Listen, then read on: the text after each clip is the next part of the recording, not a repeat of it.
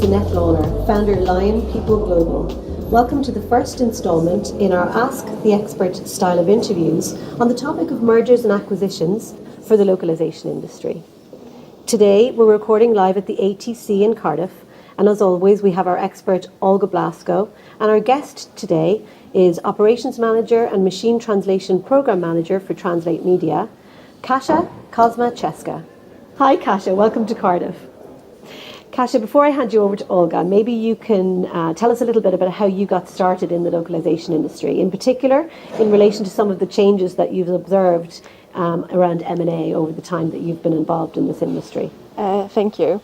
My journey in the localization industry has started relatively early because I've always had the passion. Even as a very young girl, I always knew that I wanted to go into languages. I was very good at learning them, so it's just a very natural path for me.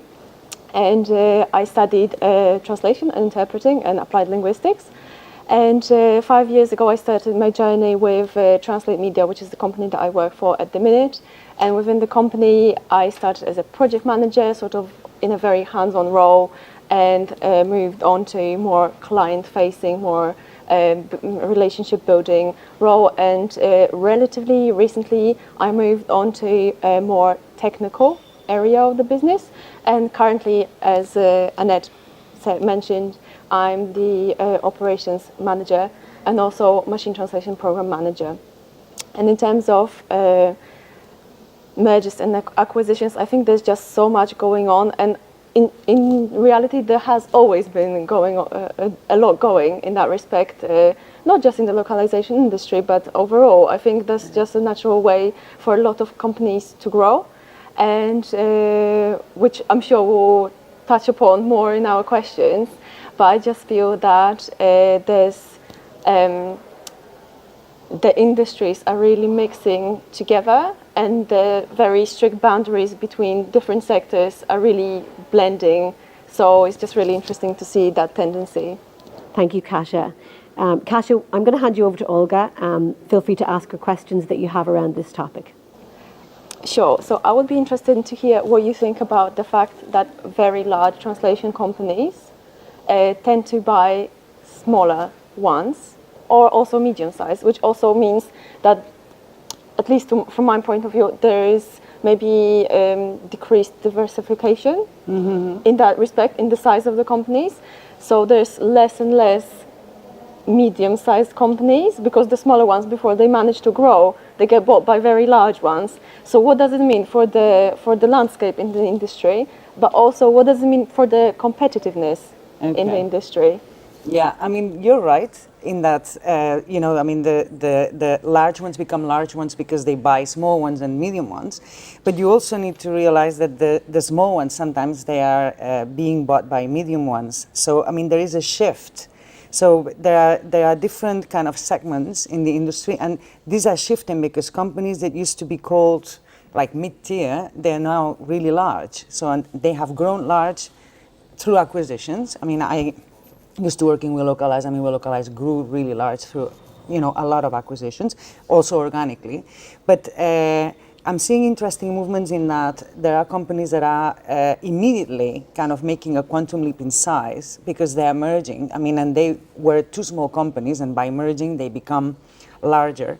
And a lot of these companies, they seek investment outside that allows them to have the capital to make all these acquisitions. So all this is kind of shifting all the time, but the large number of companies out there in the industry are less than $1 million in revenue. So still today, those are the largest numbers. But this shift is going to continue because companies are looking to diversify their portfolios. They're looking to diversify their geographical infrastructures, and acquisition is the easiest way to actually get started with that. That's fair enough. And obviously, me being into the machine translation, which is a very booming, it's something that a lot of translation companies now invest into. I'm just interested what you think about the trend, which I have observed lately, that companies tend to acquire machine translation providers as a quick way to access the technology that's out there, rather than maybe invest internally, so train their developers to look into it. So they just tend to buy. What do you think about that? Yeah, I mean, that's interesting too.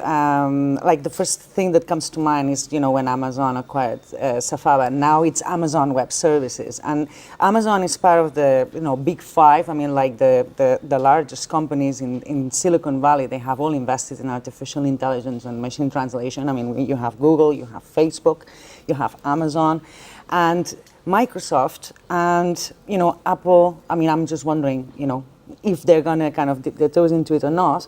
But it is natural that they wanted, to kind of fast forward. Google acquired DeepMind, Amazon acquired Safaba, so they go about it in different ways.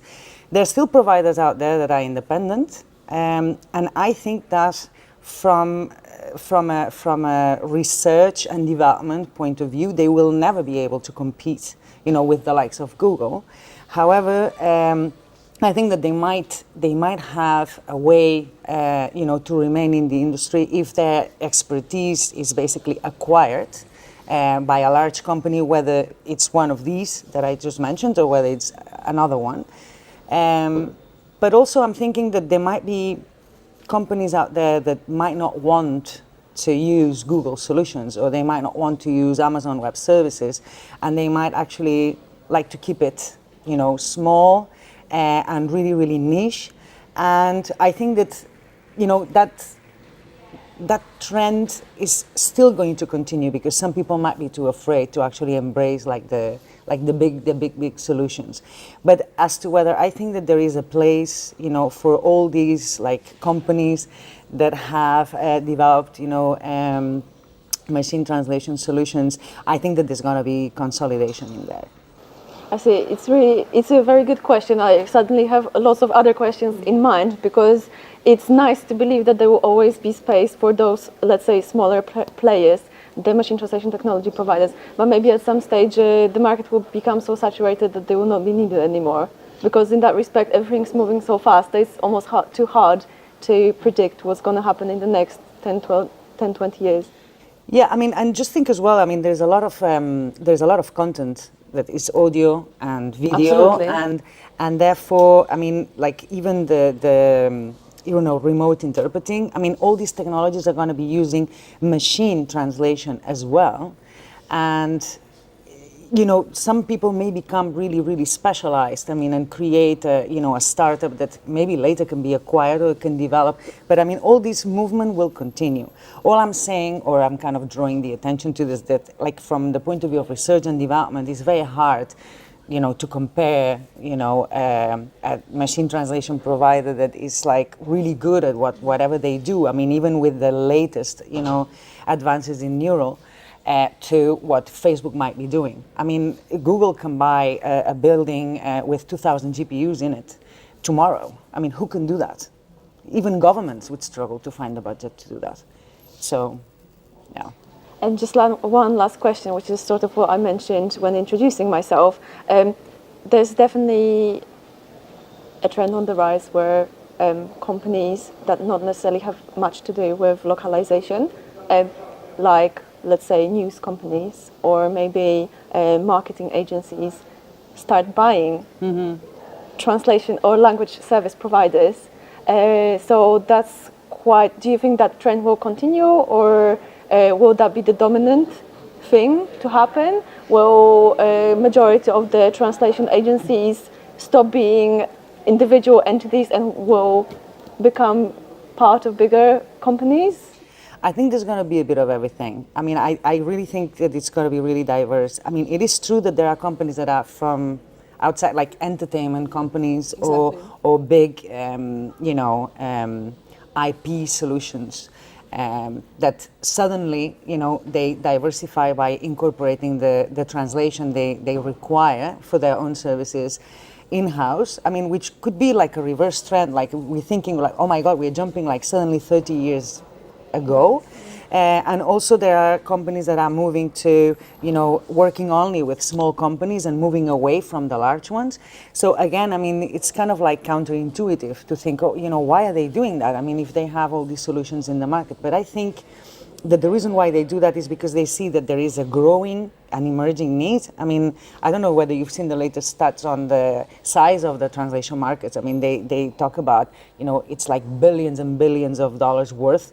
But there's still potential to grow it even more because, in fact, majority of the content never gets translated. Exactly. I mean, and they say the growth is like between 6.5% and 7.5%, but that doesn't even take into account all the market research content that is being generated. It's not taking into account the vast majority of the content that will be generated in the next month.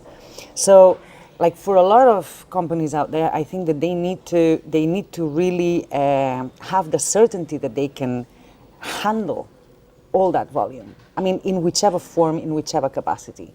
And I think that sometimes it's like, let's bring it,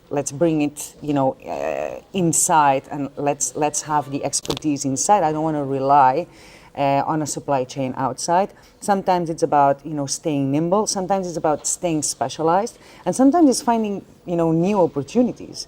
When you think about the cross-selling, like some company out there that, is like a marketing company, like all of a sudden they can offer marketing, but in all sorts of different languages, not translation. I mean, they can actually generate marketing content in all these, different languages using the expertise that they may have acquired by making a strategic acquisition. So I think that all these things, especially investors, like also keep an eye on, and it's a very sort of yummy kind of market. I mean, we all know how difficult it is, to get things right and to deliver to clients. But I think that from anybody looking from the outside, I mean, it's a market that it's growing, that it's booming, and that there is no end to it. So basically, there is a place, for a lot of investments, and there's a place for a lot of M&A still. Thank you, ladies. It's a fascinating topic, fascinating industry. You've been watching the first installment of Mergers and Acquisitions, our Ask the Expert style of interviews on the topic of mergers and acquisitions for the localization industry. I certainly enjoyed it. I hope you did. Please like, share and tweet.